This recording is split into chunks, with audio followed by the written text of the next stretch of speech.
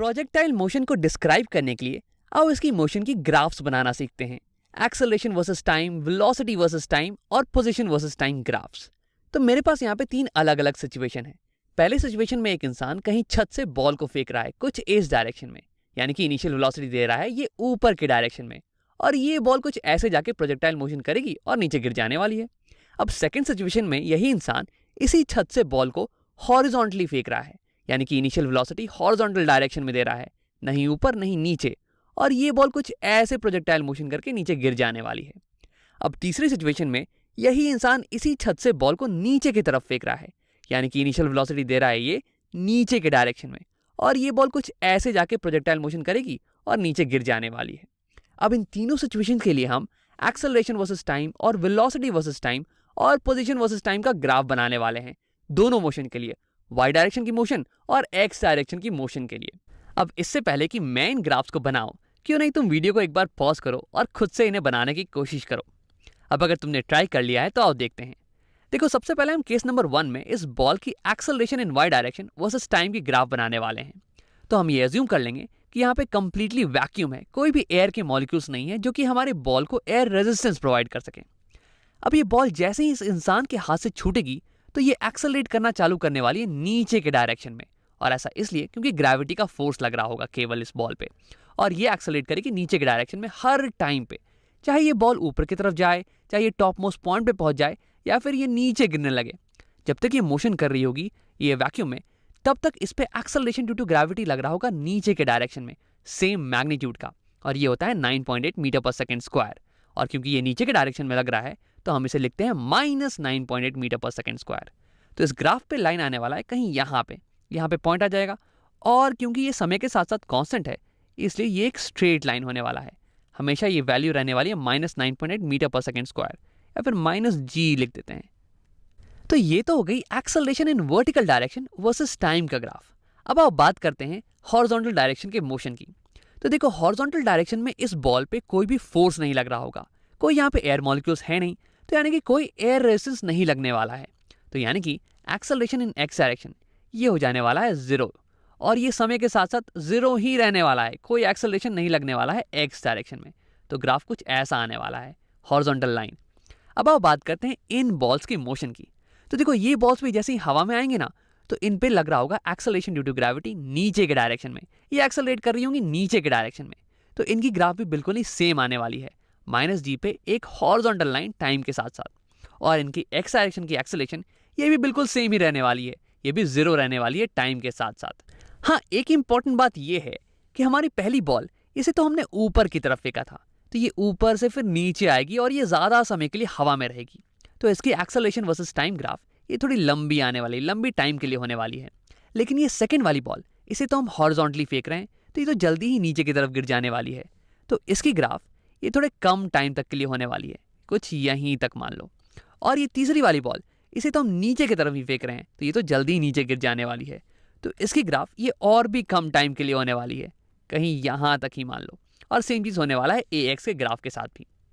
अब आप बात करते हैं वेलोसिटी वर्सेस टाइम ग्राफ के बारे में। तो यहाँ पहले सिचुएशन पे आते हैं। यहाँ पे हमने बॉल को फेंका था कुछ इस डायरेक्शन में, यानी कि इनिशियल वेलोसिटी वेक्टर ये कहीं यहाँ की तरफ पॉइंट करने वाला है। अब मुझे ड्रॉ करना है velocity in Y direction versus time का ग्राफ। तो यानी कि मैं इस वेलोसिटी वेक्टर को रिजॉल्व कर देने वाला हूँ, इसके वर्टिकल और हॉरिजॉन्टल कंपोनेंट में से तोड़ देने वाला हूँ। तो इसकी वर्टिकल कंपोनेंट ये होने वाली है कुछ ये यहाँ से यहाँ तक, इसे मैं अच्छे से बना देता हूँ, ये स्ट्रेट लाइन यहाँ से यहाँ तक, हाँ। और इसकी हॉरिजॉन्टल कंपोनेंट ये होने वाली यहाँ से यहाँ तक, कुछ इतनी लंबी। तो आप फोकस करते हैं वर्टिकल डायरेक्शन की वेलोसिटी पे, क्योंकि इसी का तो ग्राफ बनाना है सबसे पहले। तो देखो, इनिशियली ये वेलोसिटी वेक्टर थी कुछ पॉजिटिव, क्योंकि ऊपर की तरफ पॉइंट कर रही है। तो यानी कि ग्राफ पे पॉइंट ये कहीं यहाँ पे आने वाला है, यहाँ से ग्राफ हमारी स्टार्ट होनी चाहिए। अब देखो, जैसे ही मेरी बॉल हवा में आती है तो वैसे ही वो डिसेलरेट करना चालू कर देती है। इसका मतलब ये कि मेरी वेलोसिटी की वैल्यू इसे तो डिक्रीज करना चाहिए, ये 0 हो गई फिर नेगेटिव हो जानी चाहिए। लेकिन कैसे डिक्रीज करना चाहिए इस ग्राफ को? तो देखो, मेरी एक्सेलरेशन ये है कांस्टेंट नंबर -9.8 मीटर पर सेकेंड स्क्वायर, यानी कि मेरी वेलोसिटी ये हर सेकंड कम होगी इस कांस्टेंट नंबर से। तो यानी कि मेरी ग्राफ ये कुछ ऐसे आ जानी चाहिए, ये एक स्ट्रेट लाइन की ग्राफ ऐसे। हाँ, अब देखो, ऐसा इसलिए क्योंकि वेलोसिटी का स्लोप ये हमें एक्सेलरेशन दे देता है। तो यहाँ वेलोसिटी का स्लोप हमारे पास नेगेटिव आ रहा है, तो एक्सेलरेशन नेगेटिव है, और ये स्ट्रेट लाइन है इसलिए इसका स्लोप कांस्टेंट नंबर होने वाला है, क्योंकि हमारी एक्सेलरेशन ये भी तो एक कांस्टेंट नंबर है। अब आओ बात करते हैं velocity in horizontal direction versus time के ग्राफ की। तो जब इस बॉल को छोड़ा गया तो इसकी वेलोसिटी का कंपोनेंट इन हॉरिजॉन्टल डायरेक्शन ये पॉइंट कर रहा था राइट डायरेक्शन में, यानी कि मैं कह दूंगा कि इनिशियल वेलोसिटी इन एक्स डायरेक्शन ये होने वाली है कुछ पॉजिटिव। तो यानी कि ग्राफ पे पॉइंट ये कहीं यहाँ पे आने वाला है, ग्राफ कुछ यहाँ से स्टार्ट होने वाली है ओरिजिन से ऊपर के साइड में। अब देखो एक्सेलरेशन तो कुछ है नहीं एक्स डायरेक्शन में, एक्सेलरेशन तो जीरो है, यानी कि वेलोसिटी में चेंज नहीं होने वाला है। वेलोसिटी इन एक्स डायरेक्शन ये कांस्टेंट रहने वाली है समय के साथ साथ, और हमें एक स्ट्रेट लाइन मिल जाने वाला है।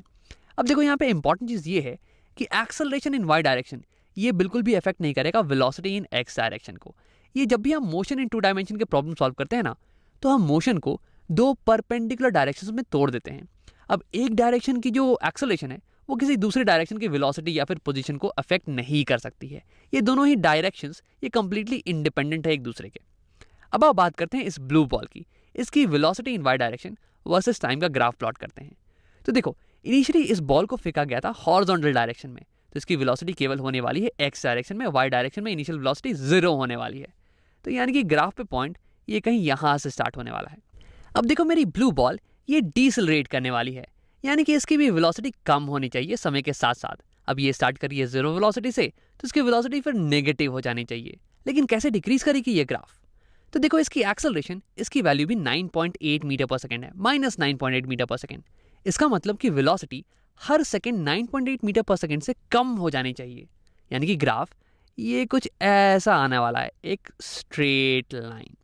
अब अगर तुम ध्यान से देखो तो इस ब्लू वाली ग्राफ और इस पिंक वाली ग्राफ की स्लोप ये दोनों सेम ही होने वाली है, क्योंकि वेलोसिटी टाइम ग्राफ का स्लोप ये तो एक्सेलरेशन देता है, और इन दोनों की एक्सेलरेशन सेम है -9.8 मीटर पर सेकेंड स्क्वायर के बराबर। अब आप ड्रॉ करते हैं velocity in horizontal direction versus time का ग्राफ। तो देखो ये ब्लू वाली बॉल, इसकी वेलोसिटी इन एक्स डायरेक्शन ये वाली वेक्टर है, ये इनिशियल वेलोसिटी वेक्टर। अब ये वेलोसिटी वेक्टर इस पिंक वाली से थोड़ी सी बड़ी दिख रही है मुझे, तो मैं इनिशियल पॉइंट ये यहाँ पे बनाने वाला हूँ, थोड़ा सा और ऊपर, थोड़ा सा और पॉजिटिव। अब देखो इस बॉल के पास भी एक्स डायरेक्शन में कोई एक्सेलरेशन नहीं है, यानी कि इसकी वेलोसिटी भी एक्स डायरेक्शन में बदलने वाली नहीं है, कांस्टेंट ही रहेगी। तो यानी कि हमारे पास एक स्ट्रेट लाइन आ जाने वाला है, एक स्ट्रेट लाइन विथ टाइम। अब आओ बात करते हैं इस येलो वाली बॉल की। अब इस येलो वाली बॉल की इनिशियल वेलोसिटी वेक्टर ये कुछ नीचे के डायरेक्शन में है, तो इसे रिजॉल्व कर लेते हैं एक बार। ये हो गई इसकी horizontal velocity vector, initial velocity vector का हॉरिजॉन्टल कंपोनेंट, और इनिशियल वेलोसिटी वेक्टर का वर्टिकल कंपोनेंट। अब हमें प्लॉट करना है vertical velocity with respect to time, है ना। तो येलो वाली बॉल की initial velocity in Y direction ये तो नीचे की तरफ पॉइंट कर रही है, यानी कि ये होने वाली है नेगेटिव। तो यानी कि ग्राफ पे पॉइंट स्टार्ट होने वाला है कहीं यहाँ से। अब देखो ये भी डिसेलरेट कर रही है, इसकी भी सेम एक्सेलरेशन है -9.8 मीटर पर सेकेंड स्क्वायर। तो यानी कि इसकी भी स्लोप ये सेम होने वाली है इस पिंक और ब्लू वाली ग्राफ की तरह। तो यानी कि ये ग्राफ ये कुछ ऐसे स्ट्रेट लाइन आने वाला है, ऐसे। अब आप बात करते हैं velocity in horizontal direction versus time के ग्राफ की। तो मेरे पास यहाँ पे येलो वाली बॉल की इनिशियल वेलोसिटी वेक्टर है एक्स डायरेक्शन में, और ये पॉइंट कर रही है राइट डायरेक्शन में, तो इसे मैं लिखने वाला हूँ पॉजिटिव। तो यानी कि इसकी इनिशियल वेलोसिटी का पॉइंट ये ग्राफ पे कहीं ऊपर की तरफ आने वाला है। लेकिन क्या ये सबसे ऊपर आएगा, बीच में, या फिर नीचे, ये कैसे पता करें? मुझे यहाँ पे देख के तो पता नहीं चल रहा है कि कौन सी वेलोसिटी वेक्टर, कौन सी हॉरिजॉन्टल वेलोसिटी वेक्टर ये बड़ी है।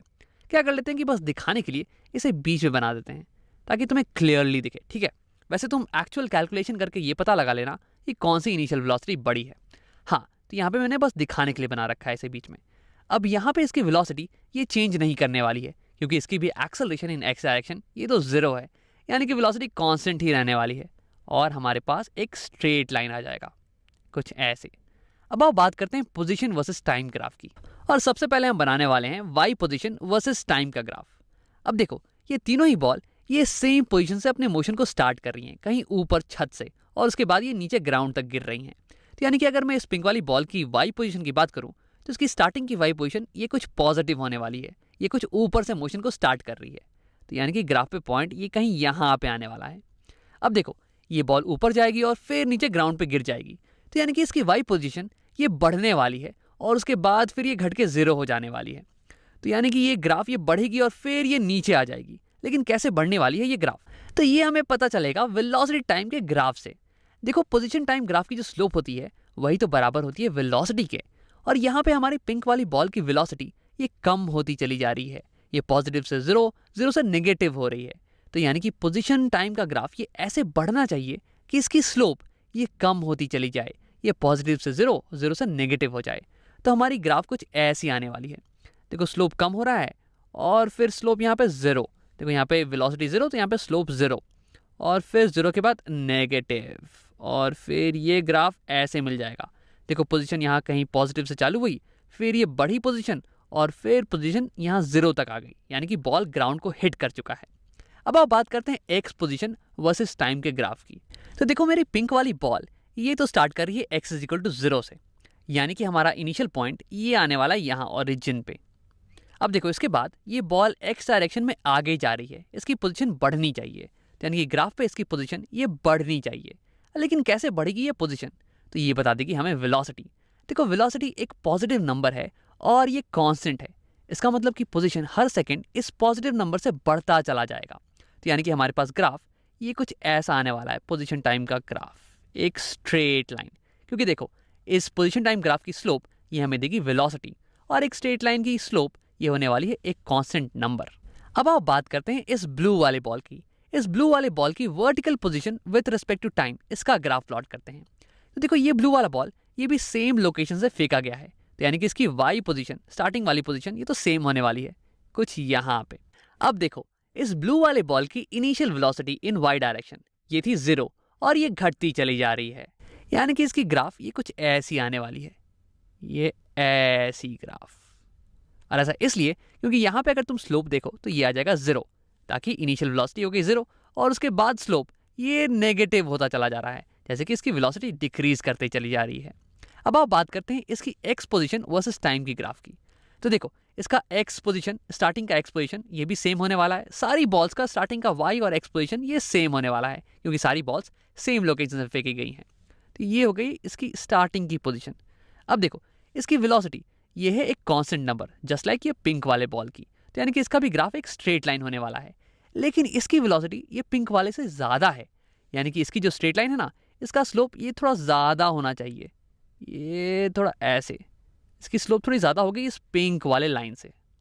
अब आप बात करते हैं येलो वाले बॉल की। तो येलो वाला बॉल ये सेम जगह से अपनी मोशन को स्टार्ट कर रहा है, तो यानी कि अगर मैं इसकी वाई पोजीशन वर्सेस टाइम की ग्राफ बनाऊं तो सेम लोकेशन से ग्राफ स्टार्ट होने वाला है, बिल्कुल यहीं से। अब देखो अगर मैं इसकी वेलोसिटी देखूं तो वाई डायरेक्शन में इसकी इनिशियल वेलोसिटी ये थी नेगेटिव, और ये और ज़्यादा नेगेटिव होती चली जा रही थी, यानी कि इसकी पोजीशन वर्सेस टाइम का graph, Y position versus time का ग्राफ ये कुछ ऐसा आने वाला है। देखो अगर यहाँ पे तुम स्लोप निकालो तो ये होने वाला है नेगेटिव, जो कि दे देगा एक नेगेटिव वेलोसिटी, और फिर तुम्हारी स्लोप और नेगेटिव ही होती चली जा रही है, जस्ट लाइक वेलोसिटी।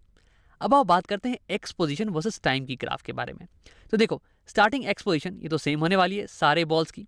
अब अगर येलो की वेलोसिटी देखें तो ये एक कांस्टेंट नंबर है, यानी कि यहाँ पे पोजीशन ये इंक्रीज करना चाहिए इस कांस्टेंट नंबर से, और ये कांस्टेंट नंबर ये ब्लू से कम है लेकिन पिंक से ज़्यादा है, यानी कि यहाँ पे पोजीशन टाइम ग्राफ ये कुछ ऐसा आने वाला है, ये ऐसा, क्योंकि इसकी स्लोप ये ब्लू से कम होनी चाहिए और पिंक से ज़्यादा होनी चाहिए।